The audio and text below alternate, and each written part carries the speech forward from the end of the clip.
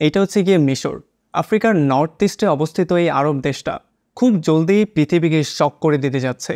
মিশর কোনো নর্মাল দেশ না, এটা হচ্ছে গিয়ে পৃথিবীর সবচেয়ে পুরনো সভ্যতা, সবচেয়ে বড় বড় শাসকদের দেশ, যারা কিনা পৃথিবীকে সবচেয়ে দীর্ঘ সময় ধরে শাসন করেছিল। মিশর হচ্ছে গিয়ে এনশিয়ান কনস্পিরেন্সি এবং মিস্টিরিয়াসের একটা বাক্স। আর যদি আমরা এটার ম্যাপটার দিকে একটু ভালো করে লক্ষ্য করি, তাহলে এই ব্যাপারটা আমরা খুব ক্লিয়ারলি দেখতে পাই। আসলে পুরো মিশর দেশটা 4 লক্ষ বর্গ কিলোমিটার নিয়ে অবস্থিত, যেখানে প্রায় 70% হচ্ছে গিয়ে মরুভূমি।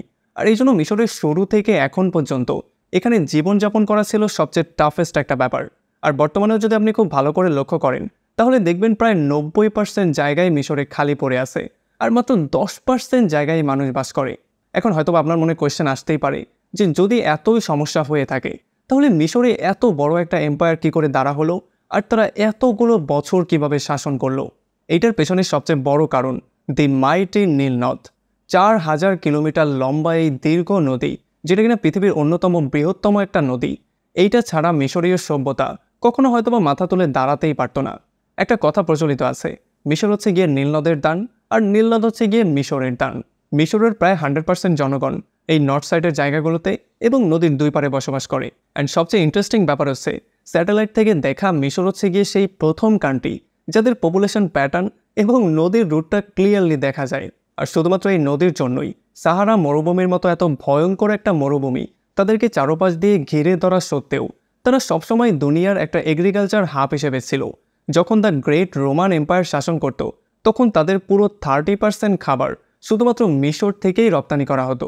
বর্তমানেও এই নীল নদটা মিশরের প্রাণকেন্দ্র হয়ে আছে, কারণ মিশরের প্রায় 90% জনগণ এই নীল নদের আশেপাশেই বাস করে, আর মাত্র 10% জনগণ এদিকে রেড সিতে, এদিকে নিউ ভ্যালিতে, এদিকে মাট্রোস এবং এদিকে সানাইতে বাস করে।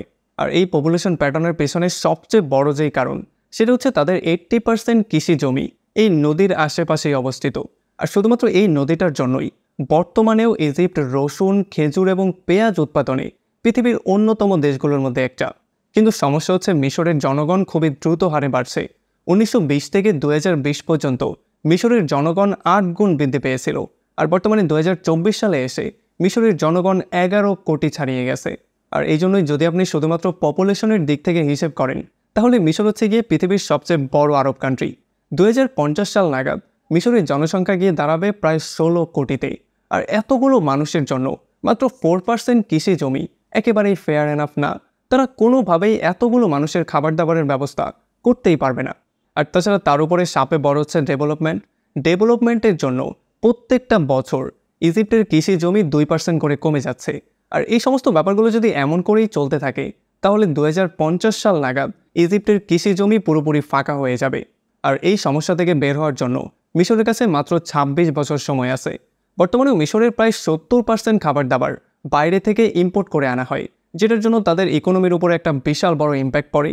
আর এই সমস্যাটা থেকে বের হওয়ার জন্য মিশর পৃথিবীর সবচেয়ে বড় আর্টিফিশিয়াল রিভার বানানোর সিদ্ধান্ত নিয়েছে, যেই রিভারটা এই 9000 কিলোমিটার জমিকে মরুভূমি থেকে পুরো কৃষি জমিতে কনভার্ট করে ফেলবে। আর তাছাড়া এটা কিন্তু প্রথম না, মিশর এর আগেও এমন কাজটা করেছে। 2016 থেকে 2020 সালের মধ্যে প্রায় 5000 বর্গ কিলোমিটার জমিকে তারা মরুভূমি থেকে কৃষি জমিতে কনভার্ট করেছে।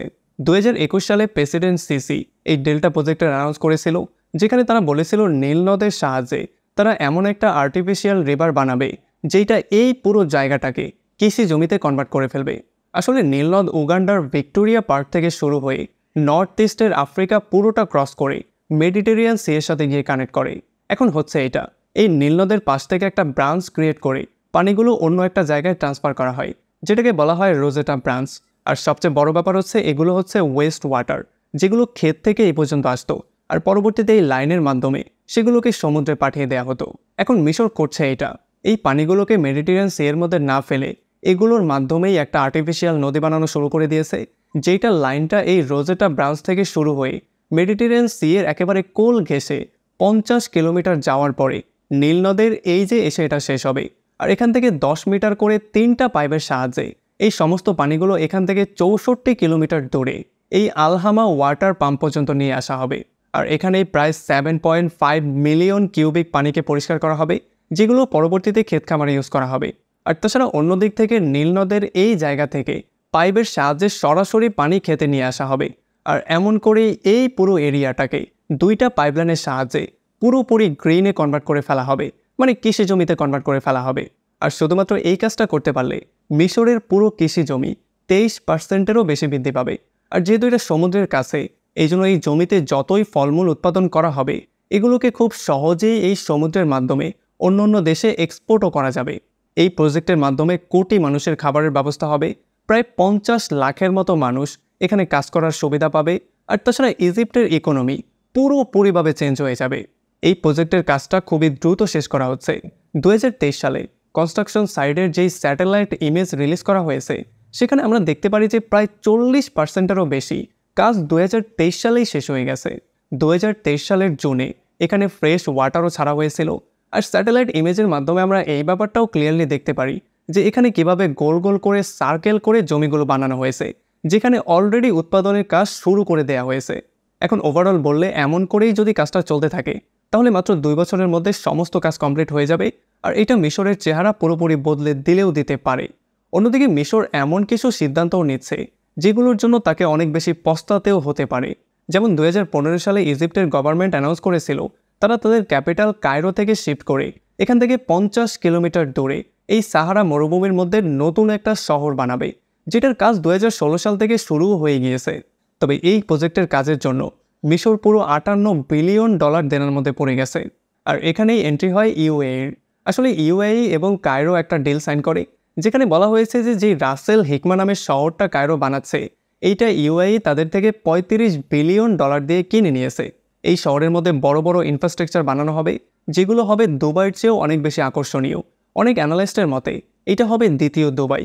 তবে মিশরীয় এমন অনেক অ্যানালিস্ট আছে যারা কিনা এইটাও মনে করে যে প্রেসিডেন্ট সিসি এই ডিলটা সাইন করার মাধ্যমে শুধুমাত্র এই শহরটাকেই বিক্রি করেনি, পুরো মিশরের সার্বভৌমত্বকেও বিক্রি করে দিয়েছে।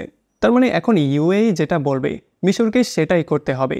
আর তাছাড়া অন্যদিকে ইসরায়েল প্যালেস্টাইন যুদ্ধের মধ্যে মিশরের যেই ভূমিকা ছিল সেইটা নিয়েও অনেক বেশি ক্রিটিসিজম করা হয়েছে, অনেক বেশি কোয়েশ্চেনিং করা হয়েছে। তো আপনি বুঝতেই পারলেন, একদিকে মিশর এমন কিছু অ্যাম্বিসিয়াস সিদ্ধান্ত নিচ্ছে যেগুলো তাদের ইকোনমির চেহারা পুরোপুরি বদলে দিতে পারে, আবার অন্যদিকে মিশর এমন কিছু সিদ্ধান্ত নিচ্ছে যেগুলো তাদেরকে মুখ থুবড়ে ফেলতেও পারে। এখন এটা তো সময়ই বলবে তাদের সাথে কি হবে। তবে আপনার কি মনে হয়? আপনি সেটা আমাকে কমেন্ট করে অবশ্যই জানান।